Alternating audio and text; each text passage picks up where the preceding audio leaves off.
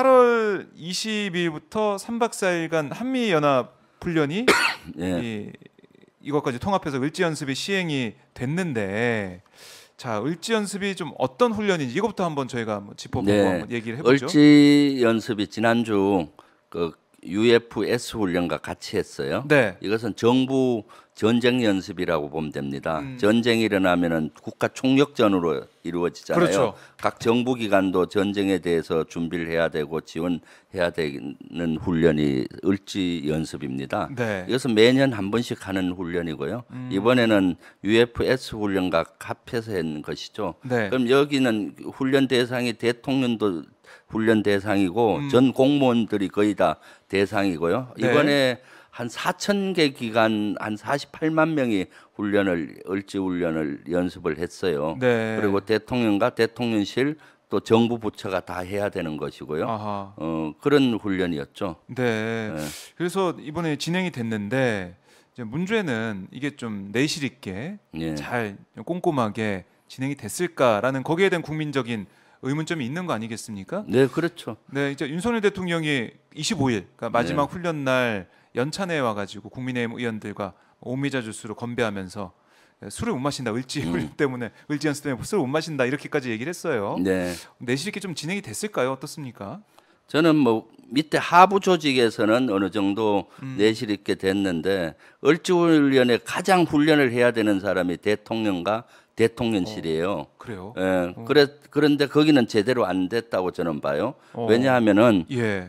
을지 국무회의에서 윤석열 대통령이 어떤 얘기를 했는가 하면은 실전적인 이 훈련만이 네. 국민들의 안전과 국가를 지켜낼 수 있다라고 강조했거든요. 실전적으로 해야 실전적으로. 된다. 네. 본인은 그렇게 얘기하면서 실제 제가 추적을 해봤어요. 제대로 했는지. 네. 최초 을지 국무회의 한 번 하고 네. 그 다음에 이제 전쟁이 일어나면은 대통령도 그 대통령실에 있지 않고 지하 벙커로 벙커. 들어갑니다. 아, 예. 거기 그냥 한번 둘러보고 그 안에 가서 보고 한번 받은 것으로 끝났더라고요 보니까. 그래요. 사실 거기 들어가서 3박 4일 있으면서 전쟁에 대한 이런 것들을 본인이 훈련을 해야 되는 것이거든요. 비상상 여기 와서 예. 내가 어떻게 지휘를 해야 되고 그렇죠. 이런 것들. 사항마다 예를 들어서 계엄령이 선포될 때는 내가 어떻게 해야 되는지 네. 전쟁하려면 많은 물자 인원을 동원해야 되잖아요.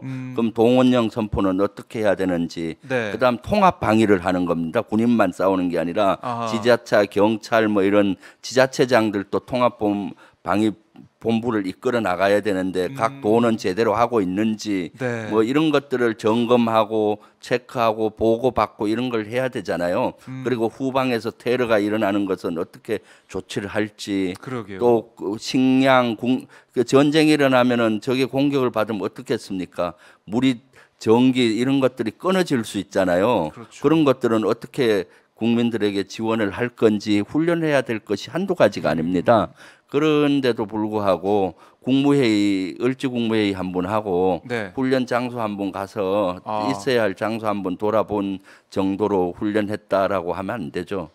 저는 사실 대통령이 전쟁이 일어난 가장 중요한 사람은 대통령입니다. 대통령실과 그걸 결심하고 조치를 잘해야 되잖아요. 그렇죠. 그래서 특히 윤석열 대통령은 더 이것이 필요하죠. 저는 이것을 언제 느꼈는가 하면은 저때 그 후보 시절에 네.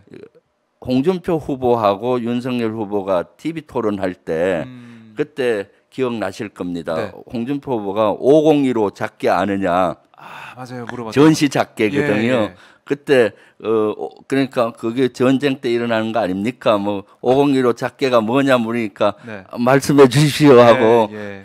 그 홍준표 의원이 더 물었잖아요. 전쟁이 발발하면 대통령은 뭘 하느냐 하니까 막 당황해서 답변을 어떻게 했습니까? 미국 대통령한테 전화해야죠 하고 그래서 국민들로부터 많은 그 우려를 낳았죠. 대통령으로서 네. 전시 위기 관리 능력이 있느냐에 대한 의구심을 갖게 됐었는데 그러면 이런 훈련을 통해서 충분히 했었어야 되는 것인데 그 정도 갖고는 전쟁이 일어났을 때 위기 시에 제대로 된 대통령의 역할을 하겠습니까? 이번에 집중호우가 왔을 때도 위기 관리를 제대로 못해서 국민적 비난을 받았지 않습니까? 그렇죠. 네. 전쟁은 집중호우보다 100배 이상 어렵고 힘들고 조치해야 될 게 많습니다. 네. 그런데도 불구하고 그 정도 한 것은 참 문제가 있다고 보죠. 그러니까 좀 어떻게 보면은 좀 더 집중하는 모습을 보여주고 국민들께도 염려 좀 덜어줄 수 있는 네. 그런 게 좀 필요했었는데 아쉽다 이런 말씀이시고 저희가 자료 그림으로도 당시 상황을 좀 보여드리는 것 같은데 자 뭐 눈에 띄는 게 하나 있습니다. 바로 옷이에요. 아. 원래 우리가 노란색 이 복장 민방위복을 많이 봤었는데 계속 그것만 봐왔죠 한동안. 그렇죠. 그런데 이번에 보니까 이상민 장관이 뭐 네이비 이 옷을 그 색깔의 옷을 입기도 하고 윤석열 대통령이나 뭐 여기 참석한 회의 참석한 사람들 보니까 그린, 그러니까 초록색 계열의 옷을 청록색으로 얘기하더라고요. 청록색을 입고 있는데 예. 자 이렇게 이제 바뀌는 건가요? 그렇죠. 지금 행안위에서는 5개 색깔을 놓고 네. 여론조사를 해서 바꾸겠다 하는데 아마 대통령께 입은 저 청록색으로 바꾸지 않나 싶어요. 그래요. 근데 저는 글쎄 노란색보다는 확실히 네. 눈에 안 들어와요, 잘. 그렇죠. 네, 청록색 자체가. 네. 2005년부터 노란 민방위복을 입었어요. 네. 그래서 지금 그 민방위 하면 노란색 옷이 대별이 되잖아요. 그렇죠. 근데 지금 저렇게 옷을 갑자기 바꾸고 마크조차도 민방위 마크를 바꾸고 이렇게 하고 있는데 네. 이것은 적절하지 않다고 봅니다. 이것도 이제 돈이 들어가는 거죠, 바꾸려면. 아, 그렇죠. 이것도 저 색깔을 다 돈이 들어가요. 뭐 연상됩니까? 저는 그때 신문을 봤더니 댓글에 네. 그 여러 가지 저 색깔에 대해서 야. 오징어 게임이 생각난다라는 그 댓글이 참 많았습니다. 네. 그래서 저는 저걸 보면서 통상 지휘관들이 군에서 새로 바뀌면은 군 내부 자기 부대를 실질적으로 변화시킬 능력이 없는 사람들은 제일 먼저 하는 것이 네. 건물 도색부터예요.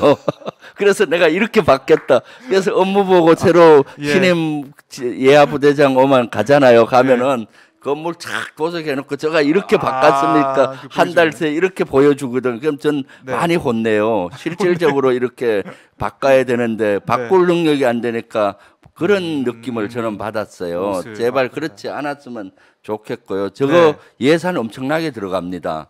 이 공무원들 전부 저걸로 바꾸잖아요. 네. 공무원들이 110만이 넘지 않습니까? 113만 정도 되는 것 같은데 그러면은 2벌을 가져야 됩니다. 여름에 없는 민방위복하고 하계복하고 동계복 최소 2벌이 필요한데 2벌. 한 벌당 2, 3만 원은 간다고 봤을 때 네. 한 500억 정도 드는 것이죠. 야, 그 안 들어가도 돈이 500억이. 그렇죠. 들어갈 수 지금 있는 거예요? 어떻습니까? 경제가 어려워서 긴축 재정 한다고 네. 지금 이번에 윤석열 정부에서 제시한 공무원 봉급 4급 이상은 동결하고 또 일부는 삭감하고 네. 5급 이하는 1.7% 인상한다고 했는데 물가 인상을 기준으로 하면은 전 공무원들은 마이너스 한 5% 정도는 될 겁니다. 월급이 깎이는 거죠. 예, 그런데도 불구하고 저 그 옷을 잘 입고 있는 그 민방위 옷을 갈아서 네. 바꾸는데 500억을 허비한다는 것이 말이 됩니까? 말이 안 되죠. 네. 아, 이거 예산 쓸 때도 많고 지금 돈이 없다고 난리고 공무원들의 봉급을 네. 인상률 좀 줄여서도 막 짜내고 있는 상황인데 여기 또 돈이 들어간다. 아, 저 진짜 바꿀 한숨이 시간에 나오네요. 민방위 훈련이나 이 전시에 어떤 체계로 해야 될지 고민하고 토의를 하는 것이 맞다고 봐요. 네. 네. 아, 씁쓸합니다. 네.